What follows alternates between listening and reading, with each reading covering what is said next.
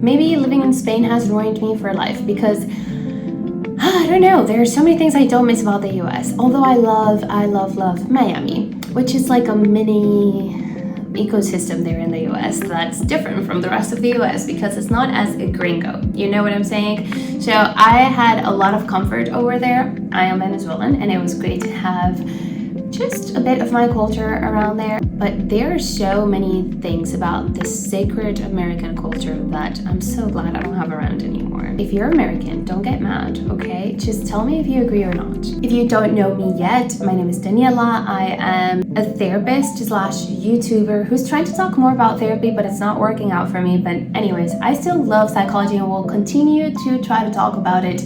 But I also love to talk about countries and places I've been to and I've moved to.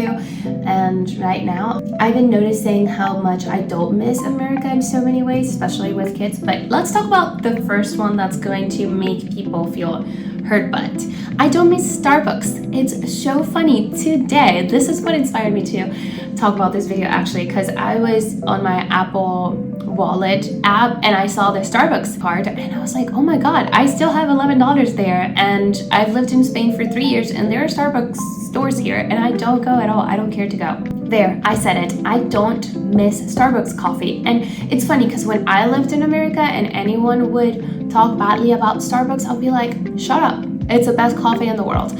But guess what? It's just this giant cup full of syrup and sugar. That's why it tastes so good.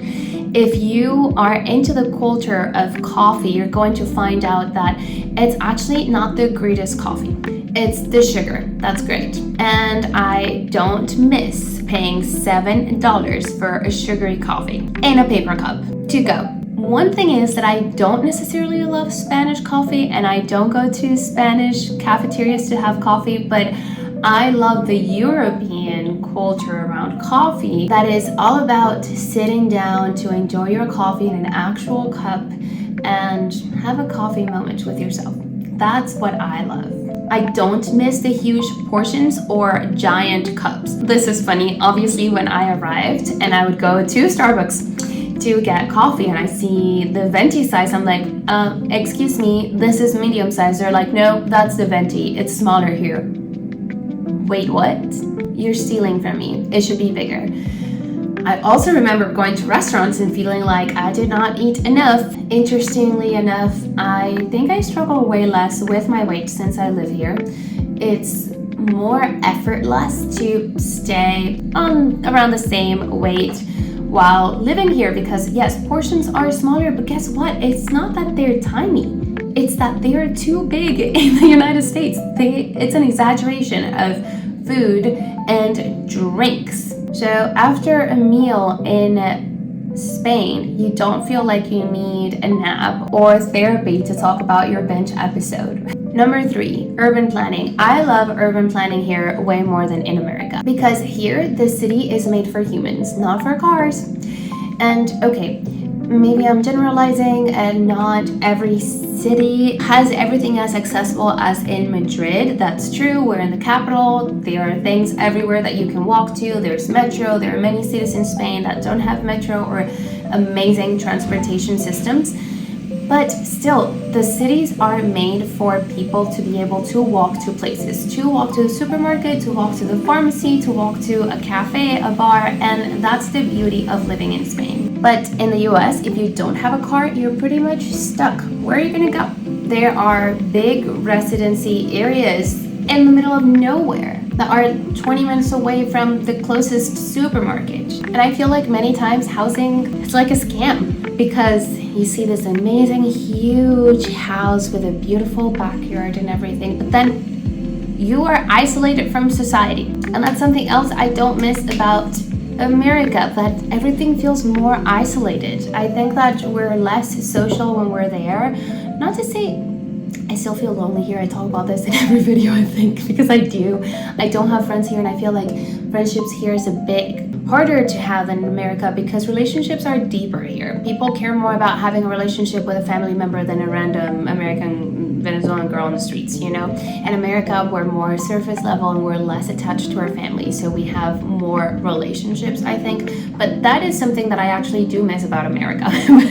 I don't like so much here. But moving on, talking more about cities made for humans. I love that about Spain. And that's a big reason why I don't want to go back to the US. And this reminds me that something else that I don't miss about the US is that everything's bigger there. And yes, when I got here, I was like, oh my God, the apartments here are so small. The supermarkets are so small. I roll here, I roll there. But I like it more now. Because if I need to go to the supermarket, it's so fun because I go and it's like, okay, in one aisle, I'm going to find everything. Olive oil, rice, peanut butter, coffee, boom, and I pay because the cashier is right there. Everything's small. But if I go to freaking Publix in Florida, oh my God, it's like aisle 5, aisle 6, aisle 8, aisle 1, and then 1,000 cashiers that you don't even know which one to pick. Come on, I just need to buy rice and olive oil. Can I get a break? And with houses too, yes, the houses are big and 2-story houses and blah, blah, blah, and modern. Do we really need that much space? I don't know, just a thought. Something I don't miss about the US at all is their dessert culture. I love my dessert, but I don't like things that come in a plastic wrap. Give me something that you made with your own hands.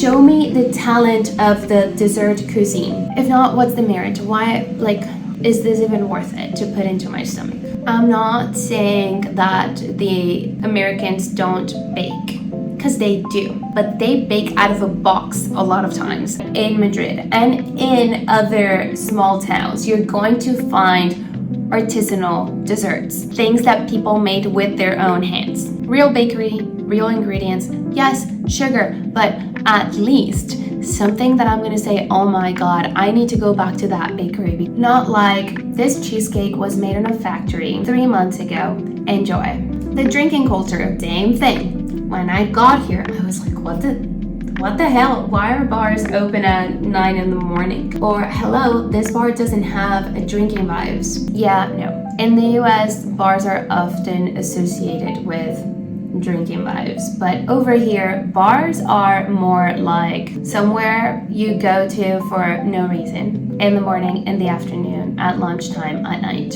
People go for their coffee in the morning and sometimes churro with chocolate. They can also go there around 11 a.m. for a quick tortilla or a beer with lunch, a little merienda snack, or wine and tapas. And that's something else. There's always food in the Spanish bars. You don't go there just to drink and get drunk. You go there to talk to the bar guy and have a little tapa. Oh, and also, no yard-long frozen drinks with a ton of sugar. The point is that you're going to have a glass of wine or a beer. And beer is like 1 or 2 euros, not $6. You get to go home walking safely, not falling apart. I don't miss American pizza. I'm sorry, don't hate me. I know America can make good pizza, but maybe I had it too much. Maybe over it. Maybe now I appreciate the European pizza way more because of course there's more Italian, what's it called, influences, and the dough is so good.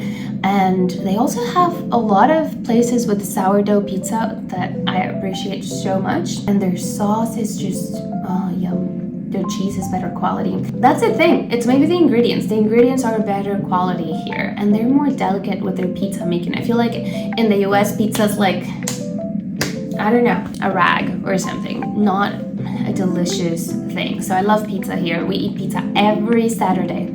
Ice water and AC by default. I was a big ice water drinker in the US. I remember that I worked at a restaurant for a season when I was going to graduate school, and I would serve everyone ice in their water by default. Rarely I got someone that would say like, hey, I didn't want ice. I was into the ice water culture heavy on. And something else is the AC on by default. I don't know how it is in other places in the US, but we in Miami definitely had the AC on by default all the time. Here in Spain, you look at the weather and you see if it's necessary to turn on the AC to cool down the room a little bit. And I don't own a car here in Madrid because I don't need to, and I'm saving a lot of money because of it, which I love. But I see that taxi drivers have the AC on only if necessary. And same thing at home. And I really like that. Now I actually don't like the AC, and I have joined the Spanish people. I say that AC makes you sick. When I got here, I used to criticize them. I did. I am guilty of it. I would say that they're ridiculous. How can the AC make you sick? But it does make me sick now. Ooh, this is a good one. The sauce in the bottle culture. I don't miss that at all. Seeing a bottle of ketchup, mustard, or ranch at a restaurant would be a total turn off for me at this point. Ooh, or the barbecue sauce. Oh my God. If I see that, I'm gonna die. I honestly buy only mustard for some salad dressings, and ketchup, I have it. I think I've only bought it once or twice in Spain, and I've lived here for 3 years, so I only use it for specific recipes. But yeah, no ranch, no barbecue, no crazy prepared bottles of sauce to add in food. And the reason why we don't use sauce here in Spain, food here has flavor, okay? You don't need to add ranch to things to make it edible. This video is not sponsored, but this is an ad. It's an ad made by me to promote my shadow work / psychology worksheets that I make and no one cares about. Yeah, I make worksheets about mental health, emotional intelligence, personal growth, and if you're interested in working on your health, please support me, because I put a lot of effort into things and love into things, and it would be nice to see these things be seen by someone, you know? So yeah, thank you, that's it. Frozen food culture. Don't miss that at all. Oh my God, I can't believe, I remember that when I was in my 20s, I would sometimes buy that frozen, previously cooked chicken. Ugh. The Spanish people would be embarrassed if they knew that about me. Just kidding, no one knows me here, so it's fine. Oh, that's not true. I do buy frozen fish, but it's like fish that's been frozen, and then like I use that. But it's probably because I don't know how to buy fish in the supermarket. I'm intimidated by it. But everything else, hell no. I don't want frozen foods in my house. There's abundance of fresh, delicious, quality food here, so we don't need frozen food. Shoes in the house, or house with carpet floors. I have not seen that in Spain at all. And I've lived in 5 apartments since I moved to Madrid in 2022. So I've been around, you know that about me. And I've never been in a carpeted house. I honestly wouldn't be surprised if the Spaniards think that carpeted floors are gross. And also, I'm pretty sure that Spanish people use special house sandals for their house because they don't want to bring their dirty shoes from the streets into their homes like Americans do many times, even with carpeted floors. The hair culture. This one just for the women, but okay, for context, my hair is complicated. Sometimes I have good hair, sometimes I have bad hair, but my hair is like wavy. I don't understand my hair anymore. Today I'm having a terrible hair day, for example, and I didn't do much to it because in here people actually embrace natural hair. In the United States, I remember going to my office and people had amazing hair. It's either very flat and put together or this amazing waves that they do that I don't know how to do. So in Spain, I've noticed that the focus is healthy and natural hair. If your hair is curly, you embrace your curls. If your hair is wavy, you embrace the waves. There's no, let's fry my hair today. No, it's more like, hey, I need organic, natural products for my hair, and if that doesn't do magic here, that's fine. We'll leave it this way. Okay, I want to hear from you. What are things that you don't miss about a country you left behind? If you live in Spain, if you're Spaniard, what are things that you don't like about the American culture? Write in the comments. I read all of them and I answer all of them. And if I don't, it's because, I don't know, I didn't do a good job at that day, but I usually do. Yeah, thank you. That's it.